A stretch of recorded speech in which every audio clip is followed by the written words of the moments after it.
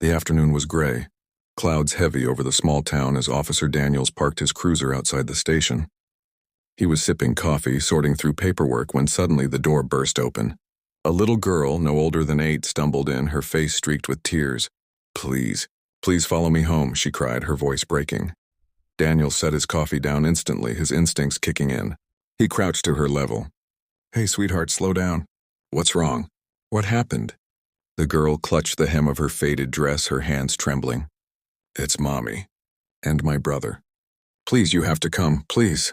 Her desperation pierced the room. Other officers looked up, alarmed. Daniels didn't hesitate. "All right," he said firmly.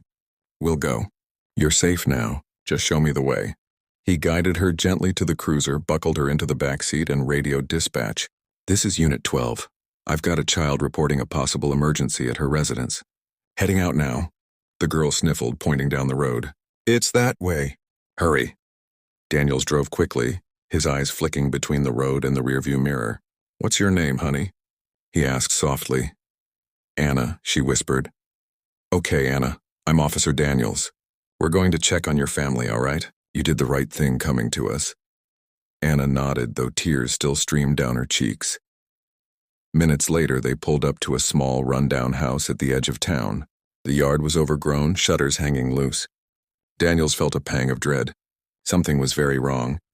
Anna leapt out of the car, running toward the door. "In here!" she cried. Daniels followed, hand on his holster, every sense alert. He pushed open the door and froze. Inside, the house was dim, the curtains drawn tight. On the couch lay a woman, pale and unconscious, her chest rising and falling faintly. On the floor nearby was a boy, maybe 5 years old, coughing weakly, his skin flushed with fever. "Dear God," Daniels muttered, rushing forward. "Anna, stay back, okay? Let me check them." He knelt by the woman, quickly assessing. She was alive but weak, her breathing shallow.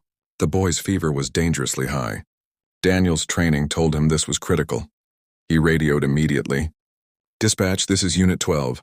I need paramedics at 45 Willow Lane. Adult female unconscious, minor male with severe fever. Possible carbon monoxide or illness. Immediate response." Anna clutched his sleeve, sobbing. "Will they be okay? Please save them." Daniels looked into her wide, terrified eyes.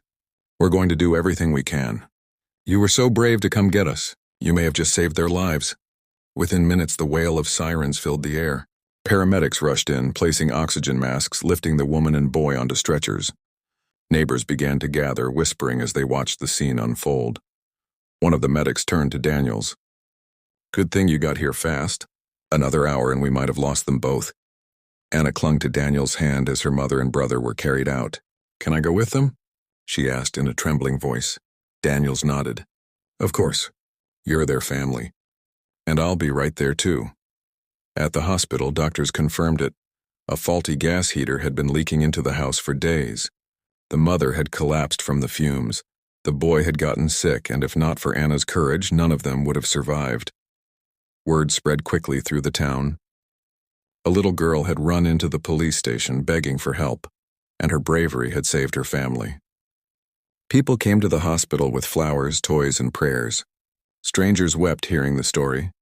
When her mother finally woke, weak but alive, Anna threw her arms around her, crying tears of relief. "I was so scared, Mommy, I thought I lost you." Her mother, though barely able to speak, whispered back, "You saved us, baby. You're our hero." Officer Daniels stood quietly in the corner, his chest tight with emotion. He had seen many things in his career, crime, accidents, tragedies, but few moments struck him like this. A child small and frightened had carried more courage in her heart than most adults. The town never forgot Anna's bravery. The mayor honored her with a medal, calling her the little girl with the lion's heart. But Anna didn't care about awards. All she wanted was her family safe and together again. From then on, whenever Daniels drove past Willow Lane, he remembered that day, the tearful child bursting into the station, the desperate plea, the miracle of lives saved. And he always told new officers, never underestimate a child. Sometimes they're the strongest among us.